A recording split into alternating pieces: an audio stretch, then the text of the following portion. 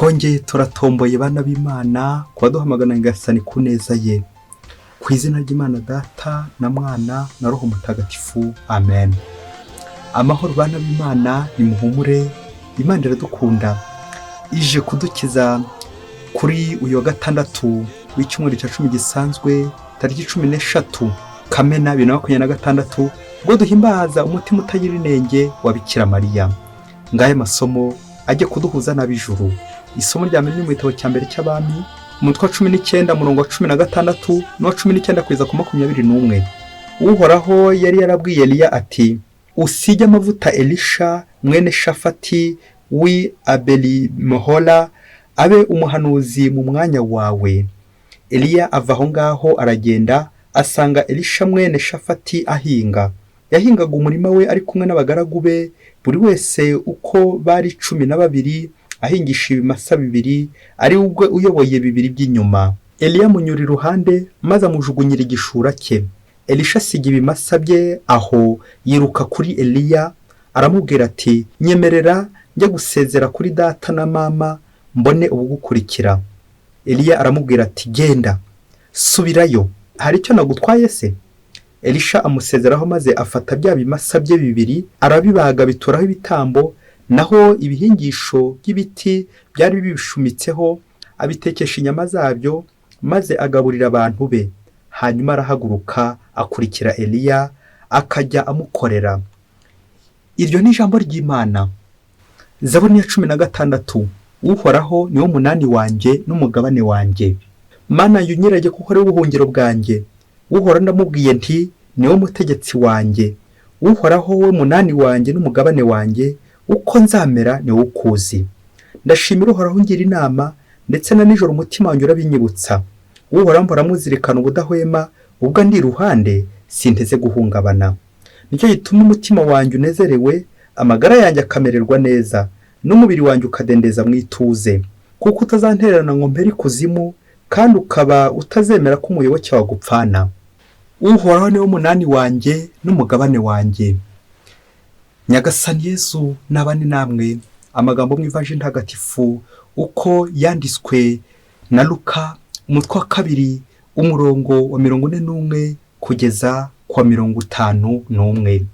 Uko umwaka utashye, ababyeyi bajyaga i Yerusalemu guhimbaza umunsi mukuru wa Pasika. Nuko umwana amaze imyaka 12 bamujyanayo uko babimenyereye ku munsi mukuru. Iminsi mikuru irangiye barataha, umwana Yezu asigara i Yerusalemu, ababyeyi be batabizi. Bagenda urugendo rw'umunsi wose bakeka ko ari mu bo bagendanaga.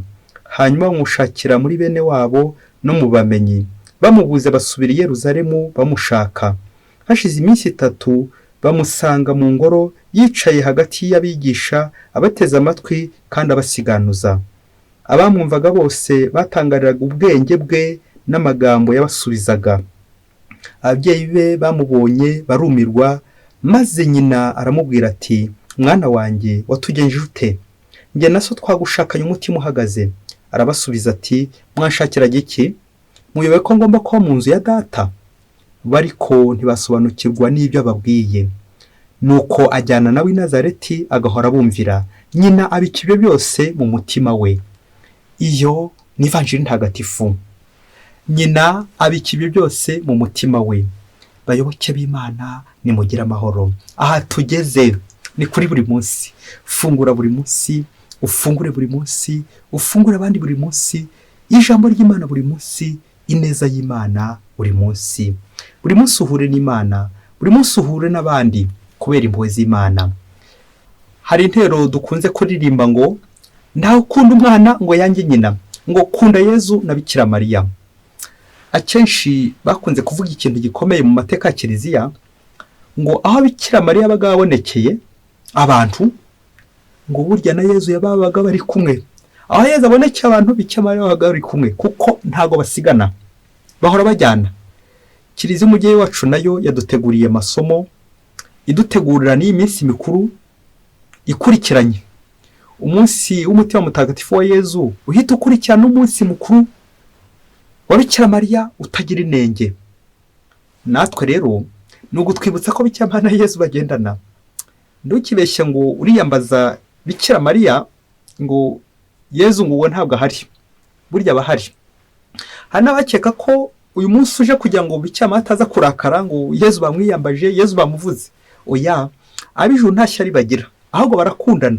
Ahubwo ikintu njya gushaka akarongo wa mubyeyi we, nawe yicaye uturongo dutatu ubonereho, ntabwo ab'ijuru bagira ishyari, ahubwo barakorana kugira ngo bakore umuti. Urumva itandukanye twebwe abantu, twebwe turakorana tugakora uburozi, ariko ab'ijuru baragendana kugira ngo batange ubuzima, barakorana kugira ngo bagire bate, bakora umuti. Mbese nka Yezu na mama we barakorana, baragendana, baje kugutabara, baje kuntabara, baje mu buzima bwacu. Mubyeyi, ujya ubona Bikira Mariya mu buzima bwawe? Ndakubwiza ukuri, nuvuga ishapuru bikuye ku mutima, isengesho rya rozari ukiyambaza Bikira Mariya uko bikwiye, uzaboneraho na Yezu. Kuko abantu benshi n'abavuga bati bo muri gusenga bigirwamana, mu gusenga Bikira Mariya ngaho n'ikirwamana, kandi musenga Bikira Mariya, musenga amashusho. Reka da, Bikira Mariya iyo tuvuze ishapure ngiyishene nyine, tuba tumunyuraho kugira ngo adusabire, tuba turi kwifatanya na Bikira Mariya kugira ngo tugere kuri Yezu, tuba turi gusengana na Bikira Mariya. Niba utabyemera ntubuze kundakarira, nanjye nakubwira ibyo njya nemera kandi bijya bimfasha. Niba mvuze nabi urambabarira, ariko niba hari agakeresho ngusangije nawe ufite ubuhamya burebure kuri Bikira Mariya, ko biri kose ako ni kamwe mu buhamya nguhaye. Yezu na Bikira barajyana. Iyo niyambaje Bikira Mariya ngera kuri Yezu, nivugaga nawe uze kwivugira ibyawe. Bikira Mariya umubyeyi wacu. Amasomo twateguriwe cyane cyane Evangelii tuza kwibandaho yegereye n'uyu munsi, Bikira Mariya na Yosefu bagiye gushakira Yezu Yeruzalemu, aho bamubone bakomeza kumuhata ibibazo. Ariko hari interuro isoje ngira ngo tuze kuzirikanaho yerekeye Bikira Mariya ubika byose mu mutima. Ubwo bagize bati, nyina abika byose mu mutima we. Amen, amen, amen. Kubika, ububiko. Tujya kuzirikana kuri Bikira Mariya ubika. Ubundi baranavuga ngo mu rugo habamo umutwe ari we mugabo, nuko hakabamo n'umutima ari we mugore. Urugo iyo rufite umugabo rukagira n'umugore, bien, urugo ruba rumeze neza. Ariko iyo kimwe gipfuye, ndakubwiza ukuri, urugo rurananaba, ruranagana, rumererwa nabi. Dusaba inema natwe yo kugira ingo zifite imitwe n'imitima. Nk'urugo rw'i Nazareti rufite Yosefu na Bikira Mariya, nuko umwana wabo agahora bumvira. Kubika ububiko bwacu buri mwiki. Ububiko nta kindi ni umutima. Umutima utageneye ibyo Bikira Mariya. Ese mu mitima yawe, ese umutima wawe ufunguye, havuka mwiki? Hashobora gutarukamo imbetezi, hagaturukamo ubwandavure, hagatarukamo ubusinzi, hagaturukamo ingeso mbi nyinshi. Niko byagenda. Simbikwifurije, ndakwifuza ko umutima wawe wahasatura, yahabona ibyishimo, yahabona urukundo, yahabona ibyiza, yahabona ubugwaneza, yahabona ibyiza nkuko Bikira Mariya abidutoza. Turazirikana umutima wa Bikira Mariya, tuzirikana umutima ubabara, ariko kanababara nk'umutima wa Yezu. Nanone uyu munsi twongere turebe natwe mu biko bwacu. Iyo bavuze ububiko, mbere na mbere mu mutima hari iki? Akenshi uzasanga imitima yacu yarabaye nk'ingarani kubera ibintu turohamo bibi. Yarahindutse inzira, imyanda yose turajugunya, uturakaje tukabijugunyayo, utubabaje udusitayeho, buri wese akagenda ajugunya mu mitima ye. Uze kureba niba umutima wawe nawe ufite inenge cyangwa niba uzira inenge. Nta kindi tuba tugambiriye kwiyambaza Bikira Mariya kuri uno munsi, ni ukugira ngo natadusabire tube beza, imitima yacu ikere kwakira Nyagasani, ikere gusiza Nyagasani, dufatanye na Bikira Mariya kunogera Nyagasani. Nta kindi muri ubwo bubiko ni ugukuramo ibishaje, ni ugukuramo ingeso mbi, maze natwe tugasingiza Imana, kwiyambaza Bikira Mariya kandi ntama gutuvuganira buri munsi. Imitima yacu iteye ite? Gushyingura byose mu mutima. Bikira Mariya ibintu byose abishyingura mu mutima, ibyamubabaje, ibyamushavuje, abura Yezu. Nibyo koko Bikira Mariya umunyebanga, kugira ibanga, kudasandaza amabanga. Ngabo abagore, umugore w'umutima agira ibanga, ntabwo avuga byose, ntabwo ashyira byose ku karubanda. Kuzigama. Mubyeyi, tujya kunyarukira mu rugo kanya gato, biraza gukubitsa urugo rwawe nawe uburyo ruteye. Niba urugo rwawe rurimo umutwe, niba ukiri umutwe w'urugo cyangwa niba ukiri umutima w'urugo, bitewe na buri wese umwanya akinaho. Umunsi umwe hirya kure cyane mu gihugu cya kure, tererwe, ngo umugabo n'umugore ngo barabanye, ariko umugabo akamera nk'ihene yo mu yindi tikiziriko, agahora mu ngeso mbi, agahora ababaza umugore nawe agahora ahangayitse, umugabo uhora amubabaza. Ariko icyagaragara umugore akabyihanganira, akihangana amafuti y'umugabo, akamwihangana agakomeza kumuheka, ntabone iyo neza umugore amugirira, uburyo amwakira. Nuko umugabo yaba yagiye ku ikabara agasoma kuri 5 akaza gutaha yandika 8, yagera mu rugo umugore akamwakira, akamukingurira, akamukarabya, akamumesera imyenda, akamwitaho. Bwacya mu gitondo wa mugabo akisubira no mu ikabari n'ubundi. Ikindi gihe umugabo akamukora ibintu bisharira, umugore akarushaho kubibona mu ineza, akarushaho kumwishyura ineza. Rimwe nayo umugabo akamwiyenzaho kugira ngo arebe ukuntu yazataha, ubundi akamureka akajya yisanzura mu ngeso mbi. Umunsi umwe rero wundi ukurikiyeho waza kumuzaniraho indaya, azana indaya mu rugo rwabo. Ayigejejeyo yarazi ko noneho umugore ahita ahunga.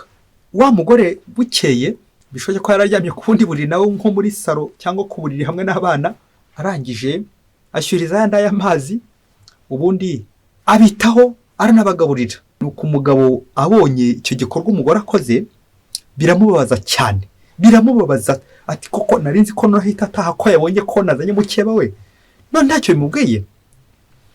Nuko umugore aratuza, ntiyagira icyo amubwira. Noneho umugabo aravuga ati umva rero, uyu mugore niba atari umusazi ni igicucu. Rero ikintu ngiye gukora, ngiye kumujyana kumuvuza mu mutwe kuko ararwaye. Nuko aramubwira ati ngiye kuvuza ndabona urwaye kuko uri umusazi, sinagukora ibintu bimeze kuriya ngo byakire, ntibishoboka uri umusazi. Nuko amujyana kwa muganga, nyine aho bagomba kumuvura mu mutwe. Amugejejeyo ati nzanye umurwayi wo mu mutwe mumumvurire. Abaganga baragiye bapimye wa mugore. Bagezeyo hari ibisubizo babonye koko bishoboke ko wa mugore arwaye mu mutwe. Nuko muganga amaze gupima umugore abona ikintu kidasanzwe. Icyo ni igiki? Shyiraho utubazo. Ahamagara umugabo ati mbonye ikintu kidasanzwe mu mugore wawe waje kuvuza.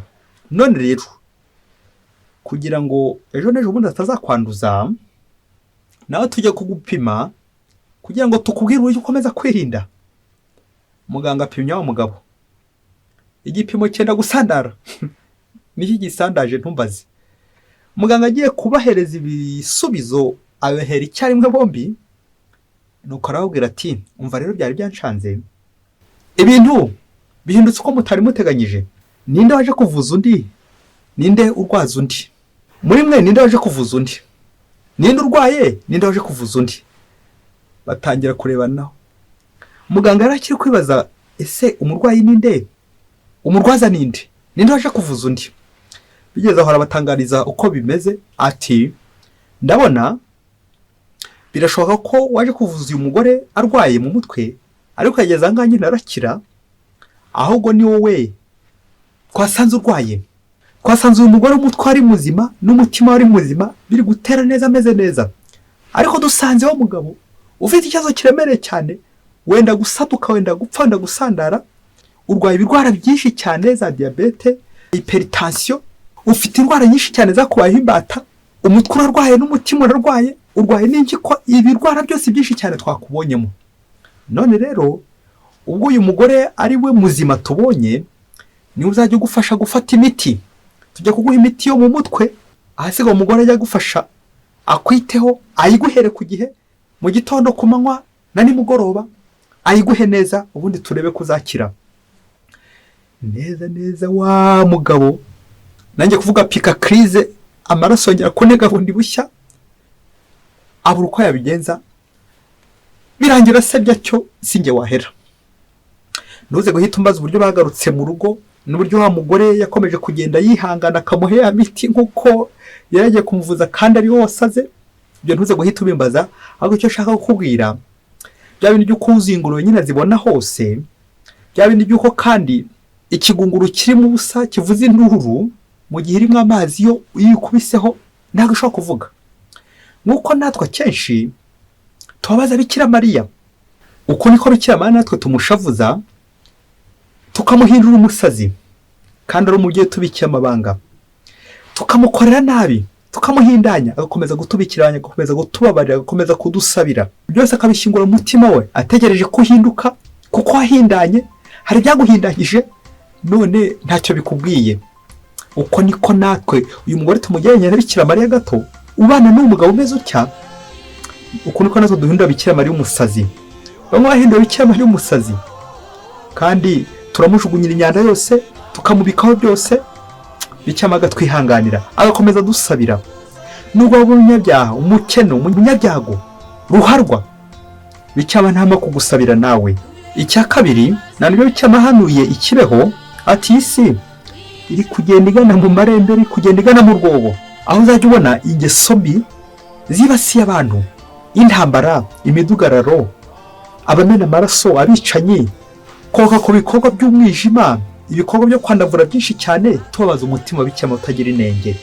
Bikira Mariya arashavuye, twaramuhindanyije, twamugize umusazi kubera izo ngeso mbi zacu, wowe nanjye turimo.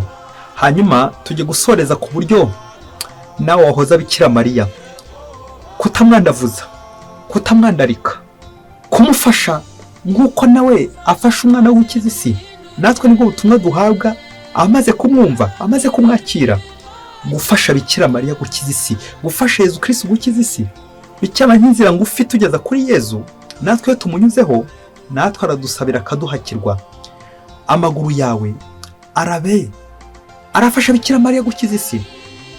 Amaboko yawe, umutwe wawe, umutima wawe, urugingo rwawe rwose rurabura gufasha Bikira Mariya gukiza isi, kugira ngo natwe tugende neza mu nzira z'Imana. Ngaha rero aho tugomba kwembaza Bikira Mariya mu ishapule ya buri munsi, tumubwire ko turi abanyabyaha kandi dusoresha tuti urajya udusabira tw'abanyabyaha kuri ubu n'igihe tuzapfira. Amen. Natwe Bikira Mariya dusabire aho se twagiye tumwandavuza, tukandavuza umutima wa Yezu Kristo, tukandavuza imitima yacu, kandi imitima yacu ari ingorora ya Roho Mutagatifu, tuze kumwiyambaza, natwe akomeza dusabire, maze natwe tugendere neza mu nzira z'Imana buri munsi. Nawe uyu muti ndagutuye kwiyambaza Bikira Mariya nk'uko muganga yandikira umurwayi ibinini, nka wa mugabo bandikiye imiti yari agiye kuvuza umugore kandi ari urwaye kubera ikibazo cyo mu mutwe. Nawe uyu muti wagufasha mu gitondo, saa sita no ku mugoroba. Uyu muti ujye ukoresha, umuti w'ishapure. Iyo uvuze neza ishapure, kwizirika kuri Bikira Mariya, nuko akagenda adusabira ngo dukire iyi ngeso, dukire n'iyi nyikire, n'iyi ngeso mbi, n'iyi, ukaza kurangiza ishapure maze gukira nk'ingeso 15. Wageze ngo ukorora acira ntabagabanya. Umutima Bikira Mariya utagira inenge, udusabire buri munsi. Mwese Imana ibaho umugisha. Imana Data na Mwana na Roho Mutagatifu. Amen. Padiri Masumbuko Ladislas wa Diocese ya Cyangugu.